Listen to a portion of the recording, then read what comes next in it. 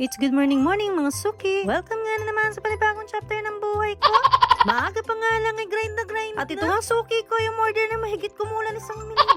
Mali pala. Mahigit 120 tabs ang in-order ni Suki. Salamat. At sa sobrang dami nga hindi nagkasya sa e-bike. Kaya to the rescue na itong sasakyan namin. Hanggat maaari nga akong gumamit ng sasakyan pag nagdi-deliver. Dahilan nga sa sobrang mahal ng gas. Pero isa lang naman tao ang kukuha nito. Kesa magpabalik-balik ako di sasakyan na lang. At ito namang nasa e-bike, ito naman ang ilalako. Iniwan ko nga muna yan dyan. At ito nga ang papa ko ay maaga pa lang ay nagsusumbong na sa akin. Dahil nga ang sasakyan ay may tama sa likod. At hindi ko nga alam kung ano ang nangyari. Hindi ko rin alam kung napagtripan mo ba? Dahil nga para siyang sinadyang inukit. Dahil nga hindi namin alam kung sino. Ang sabi ko nga sa papa ko ay hayaan na lang. Dahil alam din naman nung gumawa niya. Dahil kahit hindi man kami ang nakakita ay nasa taas naman ay hindi natutulog. Tandaan mo, may araw ka rin.